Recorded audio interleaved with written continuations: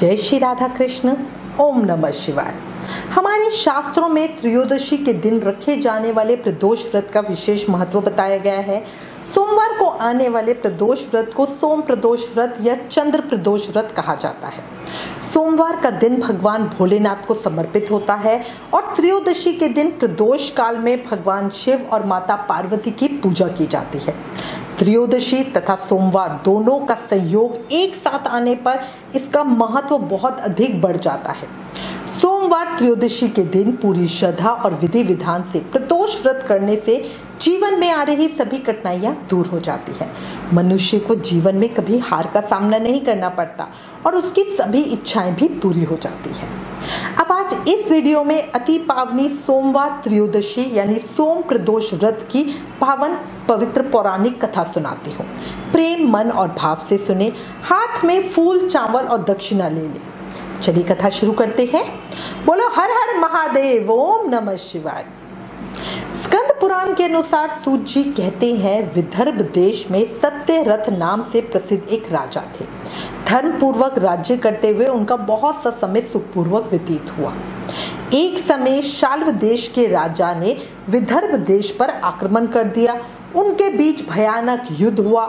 दोनों पक्षों की बहुत सी सेना मारी गई और अंत में विदर्भ देश के राजा भी उनके हाथों मारे गए।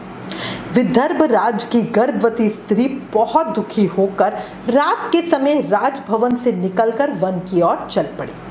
सुबह होने पर उस रानी ने जलाशय के किनारे एक वृक्ष के नीचे एक सुंदर से पुत्र को जन्म दिया। उसके बाद वो प्यास से व्याकुल होकर जलाशय में पानी पीने गई, पर दैव योग से वहां पर एक घड़ियाल ने आकर उसे अपना ग्रास बना लिया। वो बालक पैदा होते ही माता पिता से हीन हो गया। जब वो नवजात शिशु वृक्ष के नीचे पड़ा हुआ जोर जोर से रो रहा था, उसी समय भगवान भोलेनाथ की कृपा से वहां पर एक उमा नाम की ब्राह्मणी पहुंची। वो अपने 1 वर्ष के बालक शुचि व्रत को गोद में लिए हुए थी। वो ब्राह्मणी बहुत ही गरीब और विधवा थी। वो भीख मांगकर अपना गुजारा करती थी। उस बालक को रोते हुए देखकर उसने मन ही मन सोचा, अरे ये तो बड़ी हैरानी की बात है। ये नवजात शिशु जिसकी अभी तक नाल भी नहीं कटी, यहाँ पर वृक्ष के नीचे ऐसे पड़ा हुआ है। इसकी माता जाने कहाँ चली गई। जब वो ब्राह्मणी ये सब सोच ही रही थी कि उसी समय वहां से एक सन्यासी गुजरे जो ऐसे जान पड़ते थे मानो साक्षात शंकर भगवान ही हो। उस शेष ऋषि ने उस स्त्री से कहा, हे ब्राह्मणी, तुम इस बालक की रक्षा करो, इससे तुम्हें परम कल्याण की प्राप्ति होगी। इतना कहकर वो दयालु भिक्षु वहां से चले गए। उनके जाने के बाद ब्राह्मणी ने उस बालक को उठाया और उसे लेकर अपने घर की ओर आ गई। वो ब्राह्मणी एक चक्रा नामक नगर में निवास करती थी। ब्राह्मणी ने उस बालक का अपने बेटे के समान ही पालन पोषण किया और उसका नाम धर्मगुप्त रखा। वो भिक्षा के अन्न से ही अपने पुत्र और राजकुमार दोनों को पालने लगी। एक दिन वो ब्राह्मणी उन दोनों बालकों को साथ लेकर भीख मांगती हुई देव मंदिर में चली गई। उस समय वहां शांडिल्य मुनि पधारे हुए थे। शांडिल्य मुनि को देखकर ब्राह्मणी ने उन्हें प्रणाम किया और बोला, हे मुनि श्रेष्ठ, एक सन्यासी के कहने पर मैं इस बालक को अपने घर ले आई। अभी तक मुझे इसके कुल का पता नहीं, फिर भी मैं अपने पुत्र की तरह ही इसका पालन पोषण करती हूँ। आप ज्ञान के नेत्रों से देखकर मुझे बताएं कि ये बालक किस कुल में उत्पन्न हुआ है और इसके माता पिता कौन है। अब उन मुनि श्रेष्ठ ने कुछ क्षण के लिए आंखें बंद की, फिर वो बोले, ये विदर्भ देश के राजा का पुत्र है।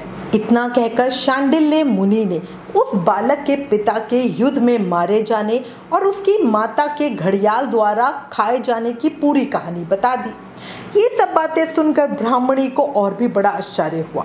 फिर उसने प्रश्न किया, हे मुनि श्रेष्ठ, वो राजा सभी भोगों को छोड़कर युद्ध में क्यों मारे गए और इस बालक को ये दरिद्रता कैसे प्राप्त हुई? ये अपने राज्य को कैसे प्राप्त कर सकेगा? ये तो मेरे पुत्र की तरह भिक्षा के अन्न से ही जीवन निर्वाह करता है। इसकी दरिद्रता के निवारण का क्या उपाय है? तब वो शांडिल्य मुनि बोले, इस राजकुमार के पिता विदर्भ राज पूर्व जन्म में पांड्य देश के राजा थे।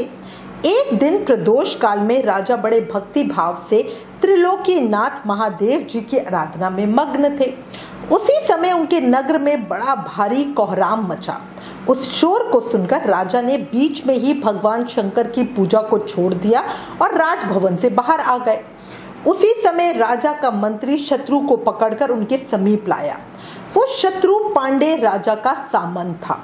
उसे देखते ही राजा ने गुस्से में भरकर उसका मस्तक कटवा दिया। शिव पूजा छोड़कर नियम को समाप्त किए बिना ही राजा ने रात में भोजन भी कर लिया। इस तरह राजा का पुत्र जो उसके साथ ही पूजा कर रहा था, उस राजकुमार ने भी प्रदोष काल में भगवान शिव की पूजा किए बिना ही भोजन करके वो भी सो गया। फिर राजा अगले जन्म में विदर्भ राज हुआ।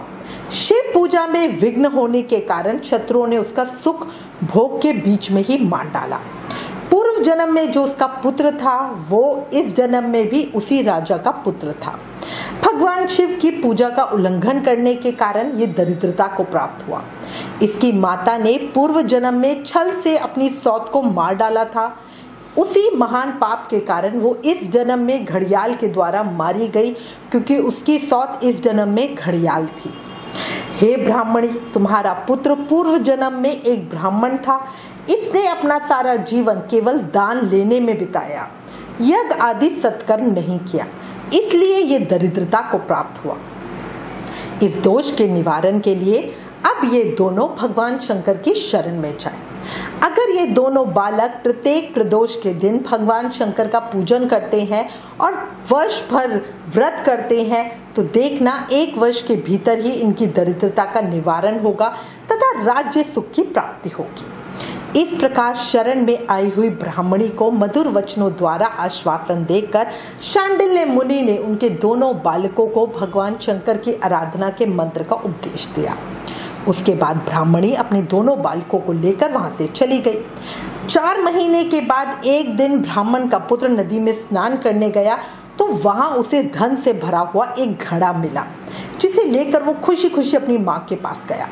माँ धन से भरे हुए घड़े को देखकर बहुत खुश हुई और उसने कहा, इसे अपने भाई के साथ आधा आधा बांट लो।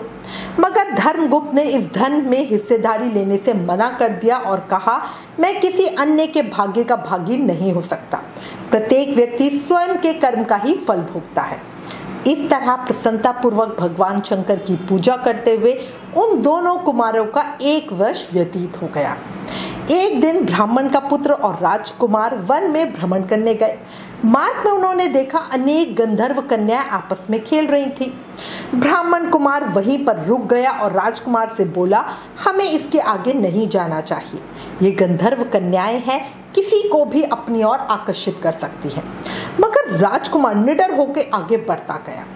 जब मुख्य गंधर्व कन्या ने राजकुमार धर्मगुप्त को देखा तो वो उसके प्रति आकर्षित हो गई। उसने अपनी सभी सखियों को फूल चुनने के लिए भेज दिया और राजकुमार के पास आने की प्रतीक्षा करने लगी। उसे अकेला देखकर राजकुमार उसके पास गया और उससे बातचीत शुरू की। उसने बताया कि मैं विदर्भ देश का राजकुमार हूँ, मेरे माता पिता अब इस संसार में नहीं हैं और शत्रुओं ने हमारे राज्य पे कब्जा कर लिया है। कन्या ने अपना परिचय देते हुए बताया कि मैं विद्रविक नामक गंधर्व की पुत्री हूँ, मेरा नाम अंशुमति है और मैं गायन विद्या में बहुत प्रवीण हूँ। उसने ये भी कहा कि मैं आपसे विवाह करना चाहती हूँ। इतना कह के उसने अपनी मोतियों की माला निकालकर राजकुमार को पहना दी। राजकुमार ने पूछा, तुम राजपाट गवा चुके राजकुमार के साथ कैसे रह पाओगी और अपने माता पिता की अनुमति के बिना तुम मेरे साथ कैसे आ सकती हो? इस पर अंशुमति बोली, चाहे जो भी हो जाए मैं वही करूंगी जो मैं चाहती हूँ। तुम 2 दिन बाद प्रातःकाल मुझे यहीं आकर वापस मिलना। इतना कह के वो वहां से चली गई। राजकुमार ने वापस आकर ब्राह्मणी और उसके पुत्र को सारी बात बताई। वो दोनों बहुत खुश हुए। 2 दिन के बाद राजकुमार पुनः उसी वन में गया। उसने देखा अंशुमति अपने पिता के साथ उसका इंतजार कर रही है। तब गंधर्व राज ने राजकुमार से कहा, मैं कैलाशपुरी गया था, वहां भगवान शिव और माता पार्वती ने मुझे बुलाकर कहा कि धर्मगुप्त नामक राजकुमार राज्य से विहीन होकर भटक रहा है, जाओ और उसका राज्य पुनः प्राप्त करने में उसकी सहायता करो। मैं उनकी आज्ञा के अनुसार अपनी पुत्री अंशुमति का हाथ तुम्हारे हाथ में दे रहा हूँ और राज्य प्राप्त करने में मैं तुम्हारी पूरी सहायता करूँगा। मेरी पुत्री 10,000 वर्ष तक तुम्हारे साथ इस पृथ्वी पर रहेगी और जब तुम शिवलोक में जाओगे तब भी वो इसी काया में तुम्हारे साथ रहेगी। भगवान शिव के आदेशानुसार राजकुमार धर्मगुप्त और अंशुमति का विवाह हो गया। अंशुमति के पिता ने अपनी गंधर्व सेना राजकुमार को दे दी। सेना की सहायता से उसने अपने शत्रुओं को परास्त किया और अपने पिता का खोया हुआ राज्य पुनः प्राप्त किया। अब राजकुमार धर्मगुप्त राजा बन गया। उसने अपने बुरे दिनों में पालन करने वाली गरीब ब्राह्मणी को राजमाता का दर्जा दिया और शुचि व्रत को अपना छोटा भाई माना। इस तरह नियमित रूप से प्रदोष व्रत करने से ब्राह्मणी, उसका पुत्र शुचिव्रत और राजकुमार धर्मगुप्त को धन धान्य तथा सुख संपत्ति की प्राप्ति हुई। पिछले जन्मों के दोषों का निवारण हुआ, पापों से मुक्ति हुई। सूत जी कहते हैं, जो मनुष्य प्रदोष व्रत के इस पुण्यमयी महत्तम को पढ़ता सुनता अथवा दूसरों को सुनाता है, उन्हें 100 जन्मों तक कभी दरिद्रता प्राप्त नहीं होती और अंत में वो ज्ञान के ऐश्वर्य से युक्त होकर भगवान शंकर के परम धाम को प्राप्त होते हैं। बोला शंकर भगवान की जय, माता पार्वती की जय। प्रदोष व्रत के दिन स्नान आदि से निवृत्त होकर भगवान भोलेनाथ को बिल्व पत्र, गंगा जल, अक्षत, धूप, दीप आदि चढ़ाकर उनकी पूजा करना, फिर व्रत का संकल्प करना। इस व्रत में भगवान शिव और माता पार्वती की पूजा की जाती है। प्रदोष व्रत की पूजा प्रदोष काल में शाम को 4:30 बजे से लेकर शाम को 7 बजे के बीच में की जाती है। शाम को एक बार फिर से स्नान करके भगवान भोलेनाथ की पूजा करें और दीप अर्पण करें। पूजा करते समय प्रदोष व्रत की ये कहानी जरूर सुने, उसके बाद भगवान भोलेनाथ की आरती करें।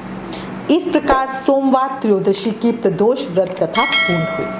अगर आपको सोमवार त्रयोदशी की प्रदोष कथा पसंद आई तो प्लीज इस वीडियो को ज्यादा से ज्यादा शेयर करें। Please like, share and subscribe. ओम नमः शिवाय। हर हर महादेव।